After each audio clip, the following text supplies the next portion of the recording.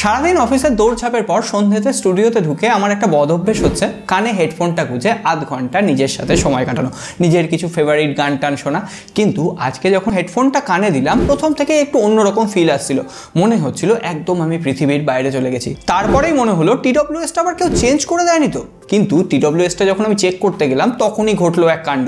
আরে এ তো একটা নতুন TWS, আর এটা হচ্ছে মোটরোলার তরফ থেকে প্রথম TWS মোটো বাডস প্লাস। যদিও মোটরোলা এর ছোট ভাইকেও লঞ্চ করেছে মোটো বাডস, কিন্তু আমার হাতে যে মোটো বাডস প্লাস রয়েছে তার একটা বৈশিষ্ট্য রয়েছে, আর তার জন্যই আজকে সাউন্ড এক্সপিরিয়েন্সটা অন্যরকম ছিল। কারণ মোটরোলা প্রথমবার বোসের সাথে কোলাবোরেশন করে তাদের সাউন্ড সিগনেচার এখানে প্রোভাইড করেছে, আর তার জন্য এখানে লেখা আছে সাউন্ড বাই বোস।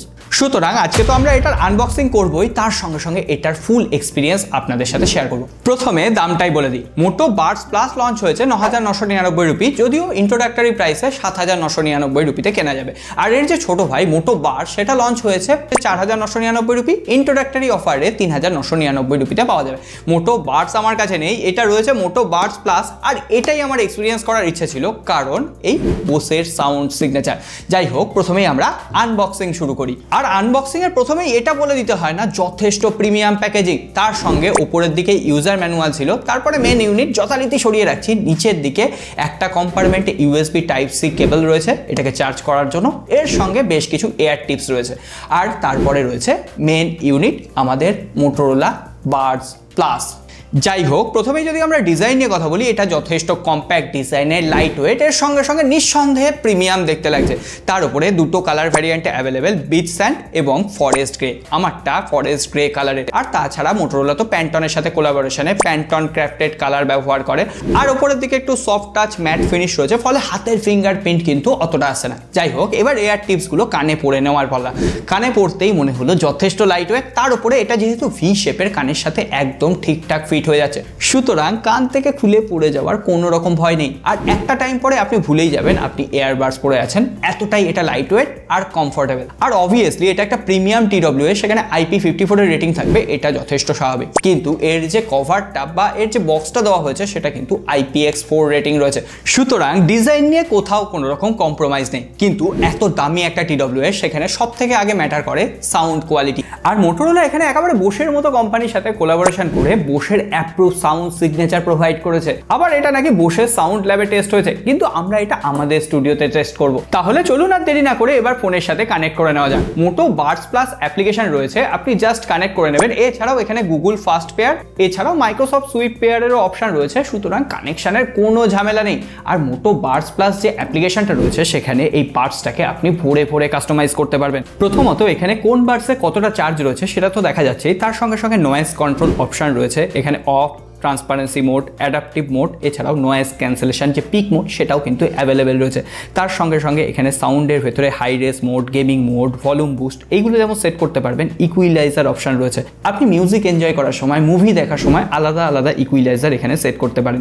এছাড়াও এখানে জেস্টারের সাপোর্ট রয়েছে, অর্থাৎ এখানে আপনি ডবল প্রেস করলে প্লে হবে কিনা, পজ হবে কিনা, ট্রিপল ট্যাপ করলে কি হবে, এবং সেটা রাইট TWS এবং লেফট TWS দুটোর জন্যই আপনি কাস্টমাইজ করতে পারবেন।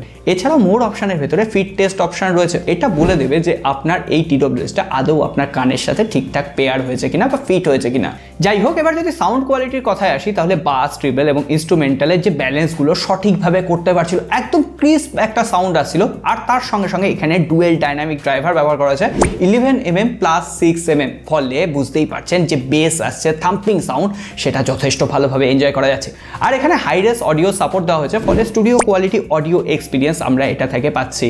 এইসব এটার কোনো ফিচারই নয়, আসল ফিচার হচ্ছে এখানে ডলবি অ্যাটমসের সাপোর্ট রয়েছে, এটাও আপনারা অনেকেই জানেন, কিন্তু এখানে ডলবি হেড ট্র্যাকিং এর অপশন রয়েছে। এটা খুবই ইন্টারেস্টিং।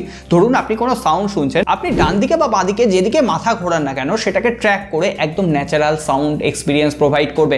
এর সঙ্গে সঙ্গে এখানে অ্যাক্টিভ নয়েজ ক্যান্সেলেশন সাপোর্ট রয়েছে 46 dB পর্যন্ত, ডাইনামিক ANC।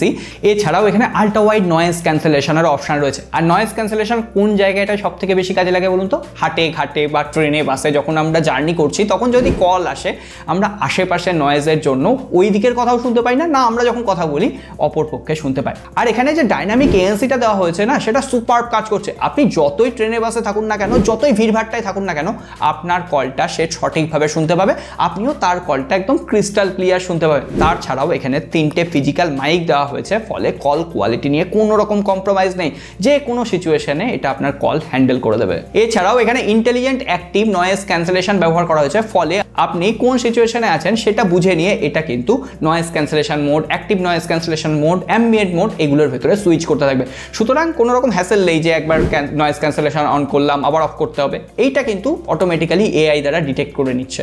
একটা প্রিমিয়াম বাডস, আর এখানে এই ফিচার শেষ হয়ে গেলে হবে নাকি? এখানে যেহেতু গেমিং মোড রয়েছে, আমি গেমিং মোড অন করে বেশ কিছু গেমিং করে দেখলাম। এখানে অবভিয়াসলি কোনো রকম লেটেন্সি তো নেই, এমনকি গেমিং করার সময় ডান দিক থেকে গুলি আসছে না বাঁ দিক থেকে গুলি আসছে সেটাও কিন্তু একদম সঠিকভাবে বোঝা যাচ্ছে। সুতরাং গেমারদের জন্য এই TWS-টা 100% রেকমেন্ডেবল। তার থেকেও বড় কথা, এখানে মাল্টি ডিভাইস কানেক্টিভিটি অ্যাভেলেবেল রয়েছে। আমি যেমন এটা আমার ফোনের সাথেও কানেক্ট করে রেখেছি, আবার ল্যাপটপের সাথেও কানেক্ট করে রেখেছি, কোনো রকম কানেক্টিভিটির কিন্তু ইস্যু নেই।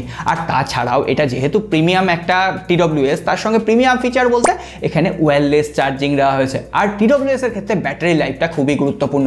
একবার চার্জ দিলে এই কেসটা ইনক্লুড করলে 38 ঘন্টা চার্জিং ব্যাকআপ পেয়ে যাবেন, আর মাত্র 10 মিনিট চার্জ করলে 3 ঘন্টা পর্যন্ত আপনি মিউজিক প্লেব্যাক এনজয় করতে পারবেন। সুতরাং ব্যাটারি লাইফ নিয়েও আর কোনো রকম চিন্তা নেই। তাহলে এবার আপনারাই বলুন, মোটোরোলার তরফ থেকে প্রথম বাডস মোটো বাডস প্লাস আপনাদের কাছে কেমন লাগলো? আমার তো এক্সিলেন্ট লেগেছে। তার উপর যে সিগনেচার সাউন্ডটা আসছে, বোসের একদম অ্যাপ্রুভ সাউন্ড, সো এটাই আলাদা এক্সপিরিয়েন্স প্রোভাইড করতে পারছে। আর একটা ভালো এক্সপিরিয়েন্স আপনাদের হতে পারে যদি সাবস্ক্রাইব করে ঘন্টিটা বাজিয়ে রাখেন, তাহলে এই ধরনের ভিডিও আর আপনাদের কাছ থেকে মিস হবে না। ঠিক আছে, লাইকটা এখনো করেনি, লাইক করে রাখবেন বস। আজকে আর কথা বাড়াচ্ছি না, সকলে ভালো থাকবেন, সুস্থ থাকবেন, দেখা হবে আগামী পর্বে।